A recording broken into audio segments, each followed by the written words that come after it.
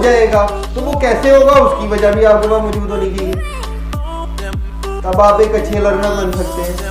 अच्छा, हमारे एक और भाई हैं, इनका नाम हारून है और ये सब्जादार में होते हैं। ले जाऊँगा, जैसे लोग आपको एक नेगेटिव पुश करते हैं, तो वो मेरे लिए एक सेकंड स्टेप था।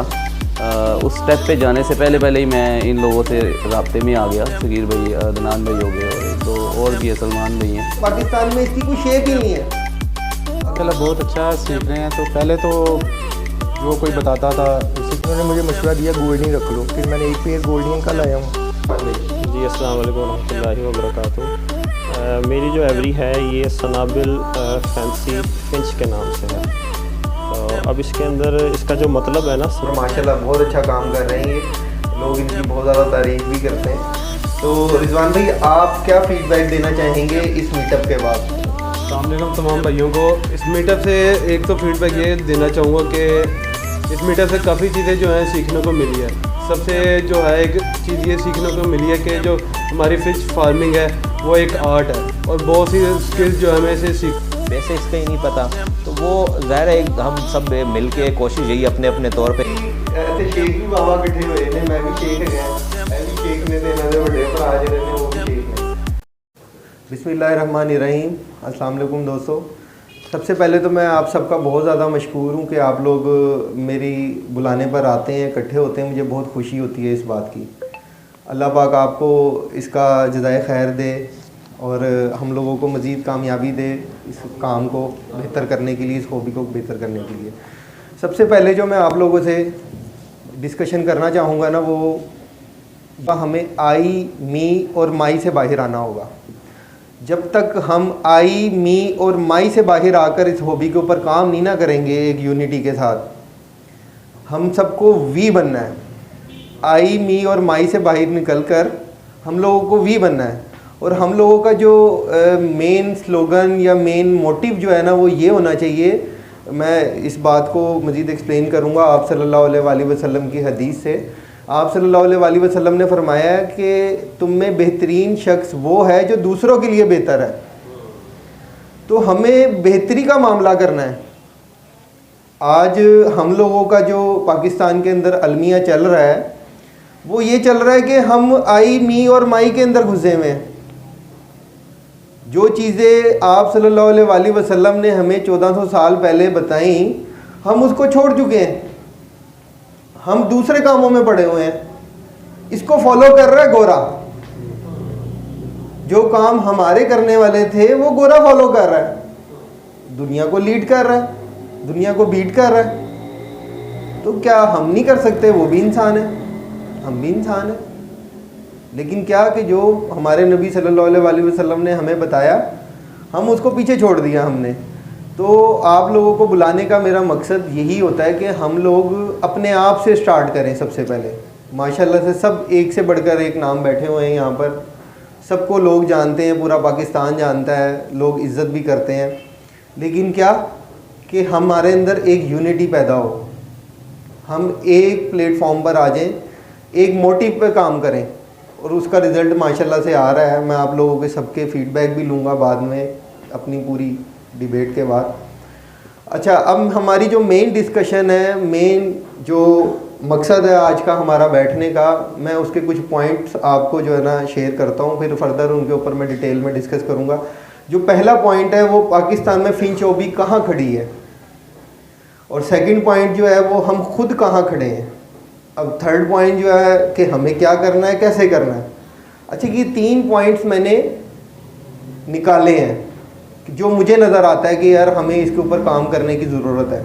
अच्छा, अब मैं पहले पॉइंट की तरफ आता हूँ कि पाकिस्तान में फिंच हॉबी कहाँ खड़ी है। पाकिस्तान में फिंच हॉबी ऐसी जगह पर खड़ी हुई है कि जहाँ पर लोग सिर्फ मल्टीप्लाई के चक्करों में पड़े हुए हैं। लोग आज का सोच रहे हैं, कल का कोई नहीं सोच रहा। जब तक हम कल का नहीं सोचेंगे ना, तो हम इस शो को भी नहीं कर सकते। अर्निंग तो दूर की बात है, इस शो को भी चलाना मुश्किल हो जाएगा हमारे लिए। ये दुनिया की वाहिद ऐसी हॉबी है कि जिसके अंदर आपको अर्निंग होती है। मुझे एक टाइम में मोबाइलों का बहुत शौक था, मैंने बड़े महंगे महंगे मोबाइल रखे, लेकिन एंड दी एंड क्या होता था, वो सस्ते बिकते थे। 1.5 लाख का मोबाइल ले रहे हैं, 2-2 लाख का मोबाइल ले रहे हैं, अगला मॉडल लेना, फिर पैसे डल रहे हैं। जो ऑलरेडी मौजूद था वो भी कम प्राइस में सेल हो रहा है। कारों का शौक है, कार आप लेते हैं, इतनी इतनी महंगी कार्स लेते हैं, इतने इतने ब्रांडेड कार्स लेते हैं, आप पता चलता है उनकी शोरूम से उतरते साथ ही मार्केट गिर गई। ये दुनिया की वाहिद ऐसी हॉबी है जिसके अंदर आपको सिर्फ अर्निंग हो रही है, आप शौक भी कर रहे हैं। दुनिया के अंदर आप यूरोप कंट्रीज़ को उठाएं, उनकी जीडीपी का रेशो देखें, उनकी जीडीपी बहुत से यूरोप के कंट्रीज़ की जीडीपी रिलाय ही एग्रीकल्चर पे करती है। अब जैसे हमारे पाकिस्तान के अंदर ज़राअत है, ज़राअत पर पाकिस्तान रिलाय करता है, कपड़े की इंडस्ट्री है, कपड़े की इंडस्ट्री पे पाकिस्तान। इसी तरह यूरोप के अंदर बहुत सारे कंट्रीज ऐसे हैं कि जिनकी अर्निंग ही जो है ना ये फार्मिंग है। तो इस पे बहुत ज़्यादा काम हो रहा है। हम क्या कर रहे हैं, बहरहाल वो मैंने आपको बता दिया कि हम कहाँ खड़े हैं। अब मैं आता हूँ सेकंड पॉइंट की तरफ कि हम खुद कहाँ खड़े हैं। पहले पॉइंट मेरा ये था कि पाकिस्तान में फिंच हॉबी कहाँ खड़ी है, कि हम कहाँ खड़े हैं। हम यहाँ खड़े हैं, हम एक दूसरे का मुंह देखकर लाल कर रहे हैं अपना कि यार इसके पास आज ये वाला बर्ड है, मेरे पास क्यों नहीं है ये। क्यों? आपको ब्रीड चाहिए, आपको अर्निंग चाहिए, वर्किंग तो है ही नहीं। अच्छा, वर्किंग के साथ साथ फिर हम लोगों का इस तरफ भी माइंड कोई नहीं है कि यार हम लोगों ने न्यू फैंसियर्स कैसे लेकर आना है।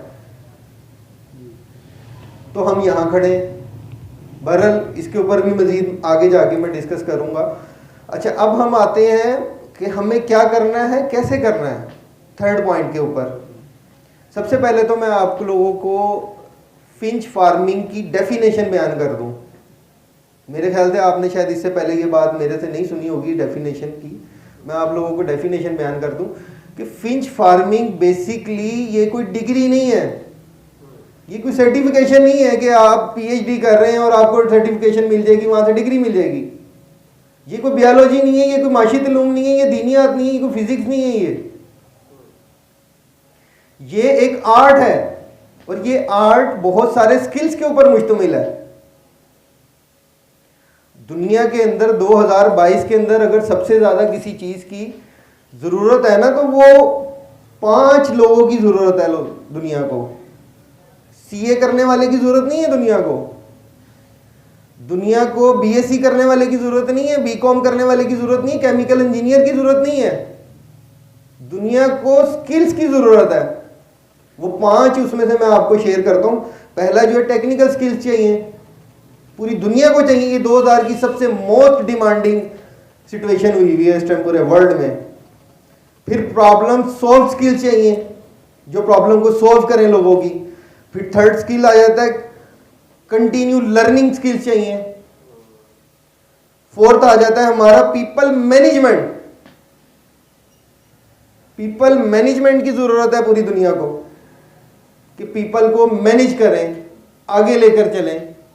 इनकी डेफिनेशन अगर हम बयान करेंगे तो खैर बात का रुख किसी और तरफ चला जाएगा, लेकिन मैंने जाहिर है जो मेरा मेन मकसद है पहले तो मैं उसको डिस्कस कर लूँ। अच्छा, जो सबसे दो पॉइंट्स हैं वो सबसे अहम है, जो इस हॉबी के अंदर एक फुकदान है। हमें मोटिवेशनल स्पीकर की ज़रूरत है। दुनिया को तो ज़रूरत है इन चीज़ों की, मैंने आपको बताया। हमें इस हॉबी के अंदर भी ज़रूरत है।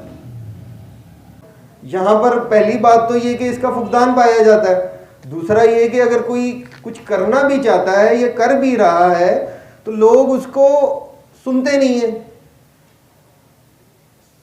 अगर सुनते हैं तो अमल नहीं करते, और अगर अमल करते हैं तो वो अपनी मर्जी का अमल करते हैं, जिसमें उनको बात फिर वही वाली आ गई जो मैंने पहला फर्स्ट पॉइंट आउट किया था कि हम कहाँ खड़े हैं। हम यहाँ भी खड़े हैं कि हमें जो काम की बात मिलती है ना मल्टीप्लाई करने वाली, हम उसकी तरफ भागते हैं, हम बाकी बातों को छोड़ देते हैं। हमें उससे क्या लेना देना। तो मेरा बेसिक मकसद आप लोगों को मोटिवेट करना है, आप लोगों को पुश करना है। लोग हमेशा उस चीज को फॉलो करते हैं कि लोग आपके प्रैक्टिकल को फॉलो करते हैं। आपका प्रैक्टिकल लाइफ कैसा है, जो चीज आप लोगों को सिखाने चले हैं क्या आपने उसको खुद से अचीव की है? उसमें आपकी खुद से कोई अचीवमेंट्स हैं? जब नहीं है तो फिर आप दुनिया को क्या सिखाएंगे? दुनिया आपसे इंप्रेस नहीं होगी। तो इसके लिए आप अपनी जो फिंच फार्मिंग है इसको मजीद बेहतर करें। अपनी लाइफ के अंदर प्रैक्टिकल पैदा करें, अपनी लाइफ को प्रैक्टिकल बनाएं। मीटअप्स रख रहे हैं हम लोग, आगे भी मजीद चलते रहेंगे। ये इन मीटअप्स में आए आप, यहाँ से आपको बहुत कुछ सीखने को मिलेगा। इंशाल्लाह आप लोगों की लाइफ में चेंज आएगा। फिर एक और बात जो सबसे अहम है कि आप लोगों को, कुछ लोग को ऐसा लगेगा कि यार आपकी बात से किसी को फ़ायदा नहीं हो रहा, वो बात उसके लिए है ही नहीं। जिसको फ़ायदा नहीं हो रहा उसके लिए वो बात है ही नहीं। लोगों में एक तहरीक पैदा करना शुरू करेंगे ना किसी काम की, सिखाने की, बताने की, मोटिवेट करने की, तो आपको इस तरह के लोग भी मिलेंगे। लेकिन आपने इससे डिप्रेस नहीं होना, आपने इससे बिल्कुल भी परेशान नहीं होना। और कुछ लोग आपको इस तरह के भी मिलेंगे, वो कहेंगे हमारे 180 का एंगल डिग्री का चेंज आ गया हमारी लाइफ में। कुछ लोग आपको ऐसे भी मिलेंगे, वो कहेंगे हम जो कुछ आपसे सीख रहे थे अब लोगों को सिखा रहे हैं। अपनी फिंच फार्मिंग को आप खुद से पहले अपनी लाइफ के अंदर प्रैक्टिकल लेकर आए, ताकि आप लर्नर बने और फिर आप लोगों को सिखाएं। अगर किसी चीज़ का, किसी बात का फिलहाल आप लोगों को नहीं पता, तो आप बिला वजह लोगों को ना बताएं। मैं आपको इसकी मिसाल इस तरीके से देता हूँ कि एक बंदा बाय नेचर, मिजाजन, फितरतन उसमें तहरीक नहीं है, उसमें जज्बा नहीं है, वो मोटिवेट नहीं कर सकता, वो लोगों को नहीं सिखा सकता। क्यों? उसके अंदर मिजाजन और फितरतन उसके अंदर वो चीज़ मौजूद ही नहीं है, वो लोगों को कैसे सिखाएगा? मोटिवेट करना एक तकरीर का नाम नहीं है। लर्निंग करवाना, लोगों को लर्न करवाना, ये एक तकरीर का नाम नहीं है। जब तक आप खुद किसी प्रैक्टिकल से नहीं गुजरते ना, आप दूसरों को मोटिवेट नहीं कर सकते। उसके लिए आपको खुद को प्रैक्टिकली गुजरना होगा। आपको अपने इल्म को, अपनी नॉलेज को प्रैक्टिकली शेप अप करना होगा उसको, फिर लोग फॉलो करेंगे आपको। अब बात आ जाती है कि लर्नर और क्या कहते हैं इसका, मोटिवेशनल स्पीकर, क्या कोई पैदाइशी होता है? पैदाइशी कोई नहीं होता। हालात की मार पड़ी होनी ज़रूरी है, उसमें गम का अंसर भी थोड़ा सा ज़रूरी है, उसमें दिल का दुखना भी थोड़ा सा ज़रूरी है, उसके अंदर जो है ना क्या कहते हैं प्रैक्टिकल एक्सपीरियंस बहुत ज़्यादा ज़रूरी है। फिर आपके पास कामयाबी होनी चाहिए। सबसे बड़ी बात यह कि आपके पास कामयाबी होनी चाहिए। अगर आपके पास कामयाबी नहीं है, लोग आपको कैसे फॉलो करेंगे? मैं इसकी मिसाल आपको देता हूँ इस तरीके से। मैं आपको टाइम की बात कर लेता हूँ आपसे, मैं टाइम की मैनेजमेंट की बात कर लेता हूँ आपसे। अब टाइम की मैनेजमेंट मेरी लाइफ के अंदर खुद मौजूद ना हो, मैं आपको टाइम की मैनेजमेंट कैसे सिखा दूंगा? टाइम की मैनेजमेंट सिखाने के लिए भी मेरे अंदर खुद लाइफ के अंदर डिसिप्लिन होना चाहिए, वक्त की पाबंदी होनी चाहिए, और लोग कहें कि यार ये इसने टाइम की कदर करी है, ये टाइम की कदर करता है इसलिए आज ये इस मुकाम पे पहुंचा है, इसने अपना वक्त ज़ाया नहीं किया। हम इसको देखते आ रहे हैं, कैजुअली हमारी बात होती है आपस में, बाद औक़ात हम बात कर रहे होते हैं एक दूसरे से कि यार फलां शख्स, उसको हमने टाइम ज़ाया करते हुए नहीं देखा और आज वो इस मुकाम पे पहुंच गया। आगे भी प्रैक्टिकल वाली बात, तो प्रैक्टिकल लाइफ में होना बहुत ज़रूरी है। हम यहाँ पर सिखा रहे हैं लोगों को कि यार आप ये चीज़ ऐसे डाल लो। अच्छा, फिर प्रैक्टिकल होना बहुत ज़रूरी है, और फिर वक्त के साथ साथ आपने खुद को अप टू डेट भी रखना है। अब अप टू डेट से मुराद मेरी ये है कि आपके पास कंटेंट मौजूद होना चाहिए,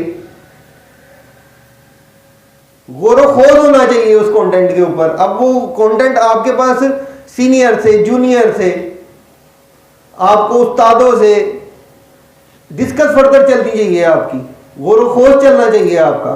जब तक ये आपकी लाइफ के अंदर नहीं आएगा, आप तब भी कामयाब नहीं हो सकते, और लोग आपको फॉलो नहीं करेंगे। क्यों? आपकी खुद फुकदान नहीं आपके अंदर, इसके अंदर मौजूद है इस चीज़ का। फिर एक मिसाल मैं और देता हूँ आपको कि अब एक डिप्रेस इंसान है, वो लोगों को मोटिवेट करने चला है। वो कैसे मोटिवेट कर लेगा लोगों को? वो तो खुद डिप्रेस है, वो तो उल्टा डिप्रेशन में डुबो देगा दूसरों को भी। तो जो लर्निंग की फील्ड है पाकिस्तान के अंदर, स्किल्स जो डेवलप करते हैं हम, अब मैं स्किल्स की भी एक छोटी सी मिसाल दे देता हूँ आपको। मैंने आज आपको एक ब्रीडिंग सप्लीमेंट शेयर कर दिया, कि यार आपने इसको इस तरह यूज़ करना है, इस तरह यूज़ करेंगे आपके पास इस तरह से रिजल्ट आएगा। लेकिन दुनिया तो एक ही चीज़ पर नहीं ना रुकी रहती।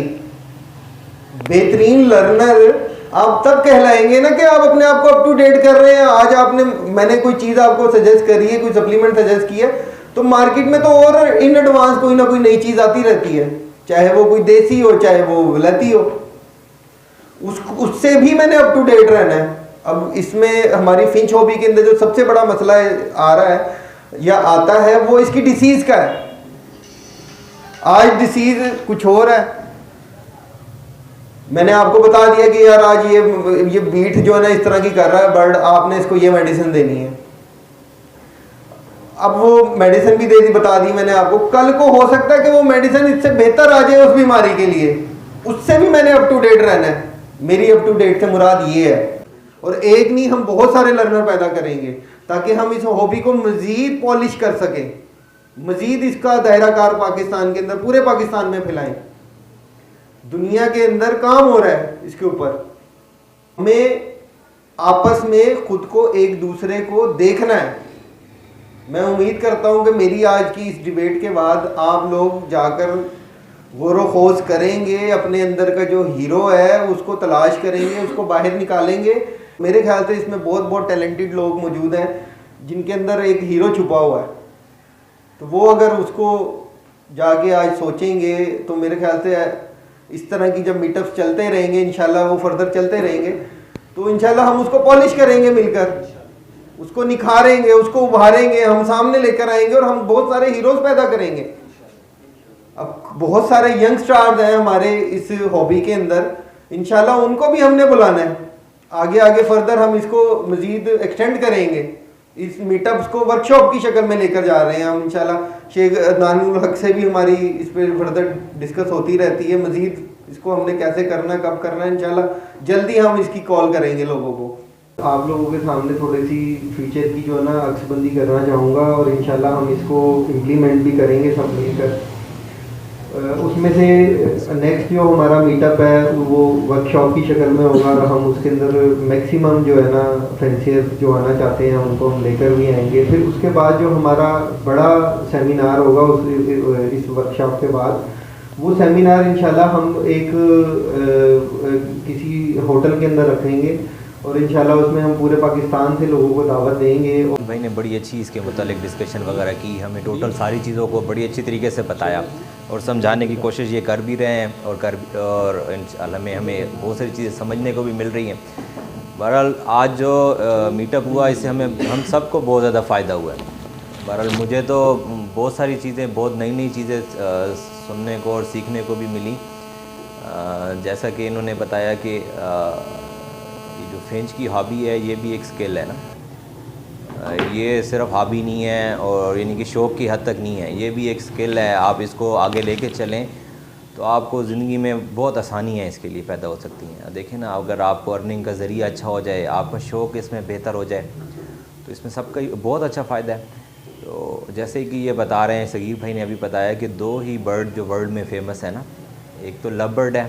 अब लव बर्ड में जो लोग हैं उसके ऊपर इनकी जो बात है हमारे पास कोई ऐसा बंदा नहीं है जो उसके मतलब बता सके। तो सगीर भाई अब उसके मतलब हमें इन्होंने एक सिलसिला शुरू किया है बताने का, तो सबको इंशाल्लाह बताते भी रहेंगे और जितना जितना हर बंदे का नॉलेज है एक दूसरे को हम शेयर करते रहेंगे।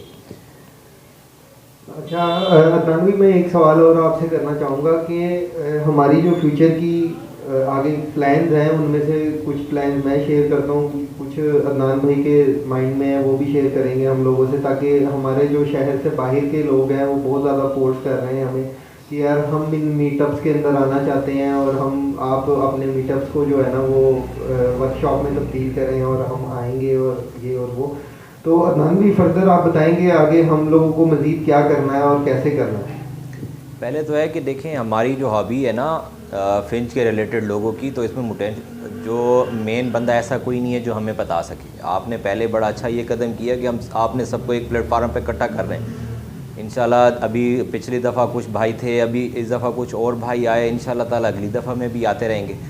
तो बहरहाल इंशाल्लाह अब ये प्लान हम सब हमारा ये है कि पाकिस्तान में जो लोग फिंच के रिलेटेड जो फिंच के ऊपर काम कर रहे हैं और काम करना चाह रहे हैं उन सबको आहिस्ता आहिस्ता इंशाल्लाह इकट्ठा करेंगे और सभी इंशाल्लाह नेक्स्ट में इधर बुलाएंगे और वर्कशॉप एक रखेंगे। उस वर्कशॉप में सब जो भाई हैं अपने अपने जो उन्होंने इस हॉबी से सीखा वो एक दूसरे को बताएंगे। एक और भाई हैं, जमशेद नाम है इनका, और ये करीम ब्लॉक की साइड पर रहते हैं और ये काफ़ी टाइम से जो है ना शो कर रहे हैं। पहले तो जमशेद भाई मुझे आप ये बताएं कि आपको कितना टाइम हो गया हॉबी करते हुए? मुझे तकरीबन 5 साल हो गए हैं। 5 साल में आप कहाँ से शुरू हुआ आपका शौक और किस तरीके से आज आप यहाँ तक पहुँचे? शौक बजरे से शुरू हुआ था, ठीक है। एक वो भी शौकिया तौर से ही, कोई इतना कोई समझ लें कि वो बिज़नेस के आइडिया से नहीं हुआ था। शौकिया तौर ही कोई 2-4 पीस लिए थे, उससे फिर वो आगे शौक बढ़ता बढ़ता आगे बढ़ता चले गए। पहले बजरी को बढ़ाया, नहीं समझ आई, फिर लाबड़ में आ गए, वो थोड़ा सा हार्ड ब्रीड थी, ब्रीड माशाल्लाह उसके भी काफ़ी आई पर नहीं समझ आई।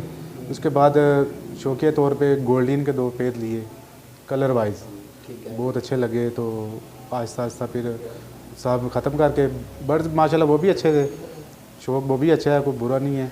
तो फिर हमें गोल्डन का शौक़ हो गया, फिर हम गोल्डन बढ़ाना शुरू किया। जब से आपने गोल्डन रखना स्टार्ट की उस टाइम से लेकर अब तक आपको किन मिसाइल का सामना करना पड़ा, मतलब गाइडलाइन के हवाले से, और कब से आपको बेहतर गाइडलाइन मिलना शुरू हुई और आपको कामयाबी मिलती गई, और इस मीटअप पर आप क्या सीख रहे हैं? माशाल्लाह बहुत अच्छा सीख रहे हैं। तो पहले तो जो कोई बताता था उसी तरह चाह रहे थे, उसका कोई फ़ायदा नहीं होता था।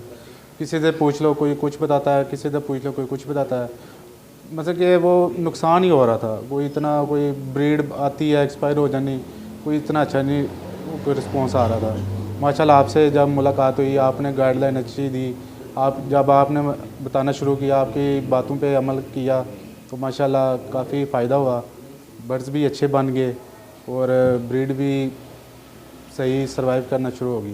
पहले तो कोई पीस बचता ही नहीं थे, एक्सपायर हो जाते थे। कुछ अपनी गलतियाँ थी, कुछ सिखाने वालों के कुछ इस तरह की बातें बता देते थे कि वो कुछ समझ नहीं आती थी।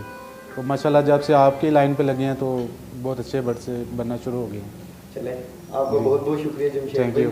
अच्छा, ये जे के नाम से ये काम कर रहे हैं। ये हमारे एक भाई हैं, ये न्यू फैंसियर हैं बिल्कुल, और ये फर्स्ट टाइम आए हैं, हमारे फर्स्ट मीटअप में आए हैं। तो इनका नाम मोहम्मद इकराम है, हम इनसे भी पूछते हैं। जी इकराम भाई, अस्सलाम वालेकुम शेख साहब। मैंने ये अभी नया काम शुरू किया है, ये गोल्डियन का। पहले मैंने रखा हुआ था, लब्बड़ रखा होता है, एग्जीबिशन रखा हुआ था, काफ़ी इमिटेशनें रखी हुई थी इसमें, उसमें मज़ा नहीं आ रहा था। ये मेरे दोस्त हैं मिठू भाई, उन्होंने मुझे मशवरा दिया गोल्डन रख लो। फिर मैंने एक पेयर गोल्डन का लाया हूँ, तकरीबन बैंगलाइज रखी है मैंने कोई 30-40 जोड़े अब, वो जावा रखी हुई है। जब का मैं इन दोस्तों में मिला हूँ या इन पार्टियों वगैरह में आया हूँ तो बहुत अच्छा लगा, बहुत कुछ सीखने को मिला है। अब जो उनसा मेरा गोल्डन का शौक़ है ये और बड़ा है। मैंने ये गोल्डन का पेयर लिया है, अब मेरा दिल करता है मैं ऑल का लूँ, हैक्स का लूँ, ज़्यादा कुछ लेने को दिल कर रहा है। चले भाई, न्यू फैंसियर से तो मेरा इनका फीडबैक लेना बहुत ज़्यादा ज़रूरी था, तो बहुत बहुत शुक्रिया आपका इकराम भाई। अस्सलाम वालेकुम। जी मोहम्मद नुमान। दोस्तों हमारे ये भाई हैं और इनको भी स्टार्ट किए हुए तकरीबन 4 माह हो गए हैं, तो इनसे हम फीडबैक भी लेंगे और ये जो मीटअप्स के अंदर ये आ रहे थे और आज का जो मीटअप है, इस मीटअप के हवाले से भी इनसे हम डिस्कस करेंगे। इनका नाम नुमान है, ये गुलशन रावी में रहते हैं, माशाल्लाह से बहुत अच्छा शौक कर रहे हैं ये, और ये किस नाम से कर रहे हैं, किस लोगों के तहत ये काम कर रहे हैं, ये भी इनसे हम पूछते हैं और इनसे फीडबैक भी लेते हैं कि आज इनको क्या कुछ सीखने को मिला और ये क्या मैसेज देंगे हमारे व्यूवर्स को और बाकी के फैंसियर्स को। जी नुमान भाई। जी अस्सलाम वालेकुम रहमतुल्लाहि व बरकातुहू। मेरी जो एवरी है ये सनाबिल फैंसी फिंच के नाम से है। तो अब इसके अंदर इसका जो मतलब है ना सनाबिल का, अल्लाह पाक ने ना कुरान पाक के अंदर सूरह यूसुफ में सनाबिल एक लफ्ज़ है, कुरान पाक का लफ्ज़ है, उसकी तारीफ़ फरमाई है गंदम के दाने से। अब एक दाना अगर आप बोएंगे उसमें से अल्लाह पाक 70 दाने पैदा करेंगे, तो उसकी मुनासबत से हमने इसका नाम रखा है। तो इसके अंदर भी इसी तरह है। अल्लाह पाक ने इस जानवर इस बर्ड्स के अंदर अल्लाह पाक ने बरकत भी ऐसी दी है और अल्हम्दुलिल्लाह अल्लाह का बड़ा एहसान है। अभी तो मैं न्यू फेंसर है, ये सब मेरे बड़े और उस्ताद बैठे हैं। तो अभी सिर्फ मुझे 4 माह हुए हैं। नुमान भाई को सॉरी मैं कट कर रहा हूँ, मजे की बात बताने लगा आपको कि हमारे जो सहाबा कराम थे ना वो भी एग्रीकल्चरस थे माशाल्लाह। जी जी, ज्यादातर उनका काम जो है ना, या वो ज्यादातर रिलाई करते थे फार्मिंग के ऊपर। फार्मिंग के ऊपर तो ये बहुत बरकतों वाला काम है। बेशक तो इस ऐसा ही है। चीज़ की थोड़ी अवेयरनेस की ज़रूरत है। अक्सर लोगों को पता है लेकिन बेशतर को भी पता लग जाएगी आहिस्ता आहिस्ता। हमारे इन मीटअप्स का मकसद यही है, ये बरकतों वाला काम है। तो नुमान भाई आप कंटिन्यू करें अपनी अच्छा, बात को। तो ये मैं अभी इस काम हॉबी के अंदर नया हूँ, शौक़ मेरा नया है। बेसिकली मेरे इस काम में आने का जो मकसद था वो रोज़गार कमाना था। तो उसमें अब मुझे सिर्फ 4 माह हुए हैं और अल्हम्दुलिल्लाह अल्लाह का बड़ा एहसान है कि इसके अंदर उन्होंने मुझे बहुत अच्छा रिजल्ट बिजली का मिला। बिल कितना आता है आपका इस काम की वजह से? किराया तो नहीं देना पड़ता दुकान का? नहीं, किराया भी नहीं देना पड़ता, बिजली का बिल भी को ख़ास नहीं है। 2,500-3 हज़ार रुपये बिजली का बिल आ जाता है, इससे ज़्यादा बिल भी नहीं है। गैस का बिल भी 1500-2000 आ जाता है। मैं एक मजाक के तौर पे मैंने ये बात कही है। ये वाहिद ऐसी मेरे ख्याल से फील्ड चल रही है पूरे पाकिस्तान के अंदर ख़ास तौर पर कि जिसके अंदर आपके जो खर्चे हैं ना वो ना होने के बराबर, ना होने के बराबर। मतलब आपके घर में अगर घर पर आपने बर्ड्स रखे हुए हैं तो जो घर का बिल आ रहा है उसमें 2 बल्ब एक्स्ट्रा चल रहे हैं बस आपके। जी, ज़्यादा कुछ भी इससे ज़्यादा कुछ भी नहीं है। एग्जॉस्ट फैन चल जाएगा, ज़्यादा फैन चल जाएगा आपका। तो इसके अंदर जो प्रॉफिट रेशियो है ना वो किसी भी बिजनेस के साथ अगर कंपेयर कर लें बहुत ज़्यादा है, बहुत ज़्यादा। ऐसे ही आप अगर एक जोड़े की निकालते हैं ना, उसकी फिजिबिलिटी बनाते हैं आप, आपको पता लगता है 10,000 रुपये का जोड़ा उसने बच्चे मुझे 1 लाख के दे दिए। बेशक उसमें से मोर्टेलिटीज भी हैं या और दूसरे जी, सब कुछ निकाल के मैं जी सब कुछ निकाल के तकरीबन एक गोल्डन का पेयर सालाना आपको 2 लाख रुपए कमा के दे सकता है अगर आप उसको सही मैनेज करके चलता है। बाकी नुमान भाई आप ये बताएं कि आपको यहाँ पर ये जो फिजिकल मीटअप हमने किया है इसमें आपको क्या सीखने को मिला? मेरी आल डिस्कस से, मेरी डिबेट से आपको सबसे पहली तो बात यह है कि हमें ये इस बात का शौक़ पैदा हुआ है कि हमने ख़ुद भी सीखना है जो हमारे अंदर कमियां हैं, क्योंकि मैं भी अभी सीखने वाला ही हूँ और हमने ये लोगों को सिखाना है, हमने इस शौक़ को प्रमोट करना है और इसको आगे लेके जाना है ताकि नए फैंसियर इसके अंदर आएँ, लोगों को रोज़गार मिल सके। हमारा मिशन ये है। बेशक। चलें नुमान भाई बहुत बहुत शुक्रिया आपका। हाँ भाई, इंशाल्लाह फिर आपसे मुलाकात होगी। अच्छा, हमारे पास जो दूसरे भाई हैं उनका नाम है वसीम मजीद भाई और ये क्या कहते हैं एक्जोटिक के नाम से इनकी अवेरी है। तो हम इनसे भी फीडबैक लेंगे आज इस मीटअप के हवाले से। ये सेकंड मीटअप है हमारा और ये माशाल्लाह से ये सेकंड मीटअप में भी आए हैं। तो कैसे हैं आप? ठीक है अल्हम्दुलिल्लाह जी। जी वसीम भाई क्या कहना चाहेंगे आप? हमारी ये जो दूसरी मीटिंग है, पहले तो हम लोग इंट्रोड्यूस हुए थे पहली मीटिंग में और दूसरी में हम लोगों को काफ़ी एक दूसरे से सीखने को मिल रहा है। जैसे कि मैंने मुख्तलिफ़ किस्म के बर्ड्स रखे हुए अपने पास, उनमें लव बर्ड भी है और डव और मुख्तलिफ़ स्पैरोज़ पड़ी हैं, लेकिन जो हमारा शौक़ है वो गोल्डियन को लेकर है। और जिस तरह लव बर्ड में लोग आगे बढ़ रहे हैं और उसमें एक्सपेंस वगैरह ज़्यादा होते हैं और उसकी जो ब्रीडिंग रेशियो है मतलब क्लच की वो 3 से 4 तक ले सकते हैं हम लोग। और जैसे और गोल्डियन वगैरह और फिंच में जितनी म्यूटेशन है इसको आप इनकी एक्सपेंस भी कम है और इनके अंदर कलर्स इतने खूबसूरत होते हैं कि हमारा दिल चाहता है कि हम नई नई म्यूटेशंस में जाएं। टीम भाई मज़ीद आपको फिज़िकली जो ये मीटअप स्टार्ट किए हैं हमने, इसमें आपको क्या सीखने को मिला? आपको जो कि आप पहले फ़ोन पे नहीं सीख सकते थे या जो आप कंटेंट के ज़रिए नहीं सीखते थे, चाहे वो गूगल से है चाहे वो यूट्यूब से है, तो इससे हवाले से आप क्या रोशनी डालेंगे? तकरीबन 1.25 साल से मैंने मुख्तलिफ़ लोगों से रब्ता करता रहा था। मुझे बहुत सी परेशानियाँ इस फील्ड में ना, क्योंकि मैं इस फील्ड से रेलिवेंट नहीं था। तो आपको एक ना ट्रू मैन की ज़रूरत होती है जो आपकी बैकबोन बने। तो कुछ अरसे से मेरी सगीर भाई से और अदनान भाई से गपशप चलती थी, तो इन्होंने काफ़ी सपोर्ट किया और इन्होंने मुझे वो चीज़ें सिखाई जो लोग नहीं बताते। तो अल्हम्दुलिल्लाह मैं काफ़ी अच्छा सेटअप अपना रन कर रहा हूँ।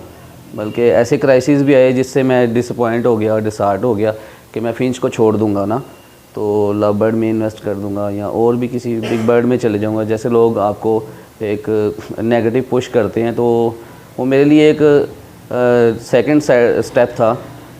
उस स्टेप पे जाने से पहले ही मैं इन लोगों से राब्ते में आ गया। सगीर भाई, अदनान भाई हो गए और एक दो और भी है, सलमान भाई हैं। तो इन्होंने मुझे जो प्लेटफॉर्म पे जो जिस तरीके से लाए ना, तो मैं अब अल्हम्दुलिल्लाह उसी प्लेटफॉर्म के मुताबिक ना फिंच पे बड़ा मुतमईन हूँ और अच्छा अपना सेटअप रन कर रहा हूँ। अच्छा, मैं एक बात और बताना चाहूँगा वसीम भाई के हवाले से। वसीम भाई का जो बेसिक बिजनेस था वो फैशन से रिलेटेड है इनका, तो ये वो करते थे। लेकिन हुआ ये कि जो कोविड की वजह से बहुत सारे जो बिजनेस क्लास है, जॉब करने वाले हैं, वो बड़े क्राइसिस में आए। लेकिन वसीम भाई भी इसी क्राइसिस का हिस्सा रहे, तो इन्होंने जो है ना फिर एग्रीकल्चर की फील्ड को चूज़ किया, उसमें इन्होंने इन्वेस्टमेंट करी और माशाल्लाह से ये दोनों, इनकी जो सबसे बड़ी बात मुझे अच्छी लगती है कि ये दोनों मियाँ बीवी कर रहे हैं। तो ये बड़ा एक गुड साइन है, ये उन लोगों के लिए एक मैसेज है कि आप क्या कुछ करना चाहें तो हो नहीं सकता क्या, सब कुछ हो सकता है। तो माशाल्लाह से भाभी हमारी साथ इनके हेल्प करती हैं बाकायदा, वो भी माशाल्लाह से ब्रीडर ही हैं। तो इंशाल्लाह कुछ टाइम तक उनसे भी इंशाल्लाह मुलाकात करवाएंगे तमाम फैंसी व्यूवर्स की और फैंसीज की, तो एक मोटिवेशनल स्टोरी के तौर पर। तो इंशाल्लाह मज़ा आएगा। इस बारे में आप क्या कहेंगे वसीम भाई? और यहाँ पे मैं एक बात ऐड करता हूँ कि जैसे मैंने स्टार्ट किया तो मेरी स्टार्टअप इन्वेस्टमेंट तकरीबन 10 लाख के करीब से स्टार्ट हुई। तो घर में मतलब वाइफ जो है ना, वो इस चीज़ पे नहीं चाहती थी कि मैं इतने पैसे इस काम में इन्वेस्ट करूँ। स्टार्टअप मैंने जो लेना था वो जैसे हमारे पुराने बाबे ये कह सकते हैं या पुराने ब्रीडर्स जो हैं वो कहते हैं 20-25 हज़ार से स्टार्ट करो, तो फिर आप देखते हैं क्या करें। तो 20-25 हज़ार से जब आप स्टार्ट करते हो तो आप बहुत पीछे चले जाते हो। इतनी बड़ी इन्वेस्टमेंट करने के बाद भी हम कभी आगे नहीं बढ़ पाए क्योंकि सारी ऐसी आइटम्स लगाई।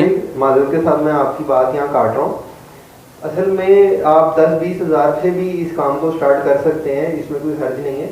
लेकिन इशू ये आता है कि आप थोड़ा इन्वेस्ट करेंगे तो बिल्कुल स्लो हो जाएंगे आप। तो अगर आप चाहते हैं कि मैं मार्केट के मुताबिक चलूँ और आपको कोई ट्रू गाइड करने वाला मिल जाता है, अच्छी गाइडेंस आपसे मिल गई है ना आपको, आप इसमें पैसे फेंक दें, लगा दें इसके अंदर पैसे। तो ये एक वाहिद फिंच का एक ऐसी हॉबी है, इसको आप 5 हज़ार से भी स्टार्ट कर सकते हैं, इसको 2 हज़ार से भी स्टार्ट कर सकते हैं। ये इसके अंदर बहुत बड़ा एज मिलता है।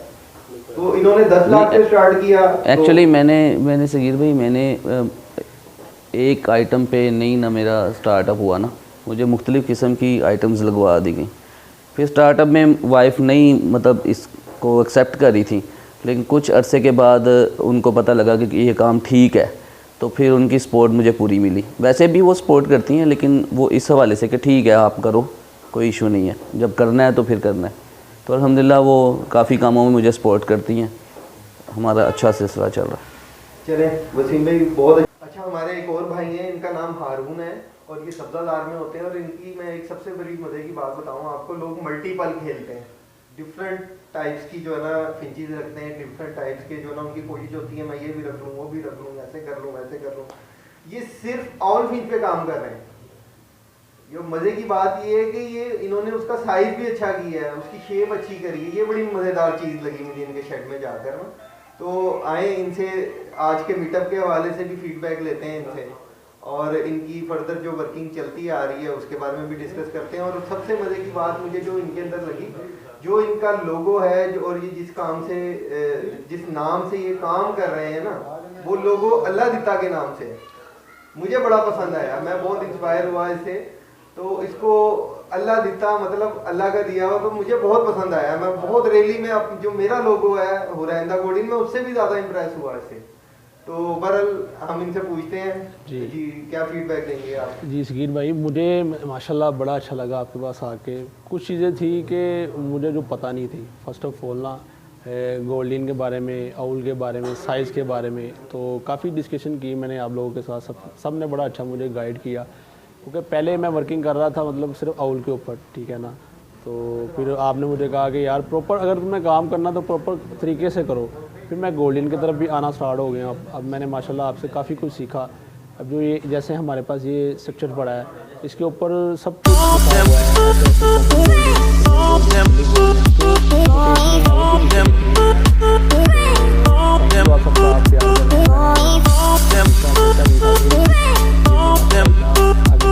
आप लोगों के साथ मिलके।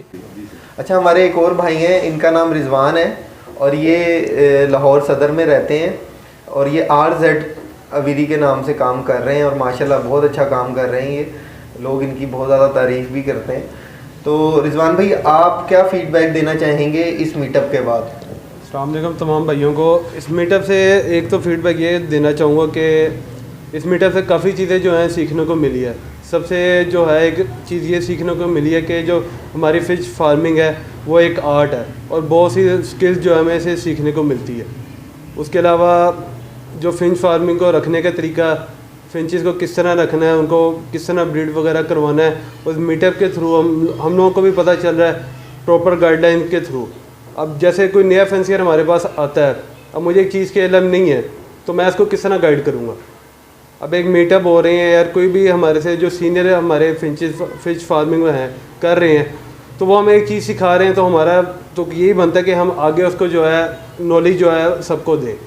उससे ये फ़ायदा होगा कि जो हमारी फ़िश फार्मिंग है वो ऑटोमेटिकली जो है प्रमोट होगी। चलें, बहुत बहुत शुक्रिया रिजवान भाई।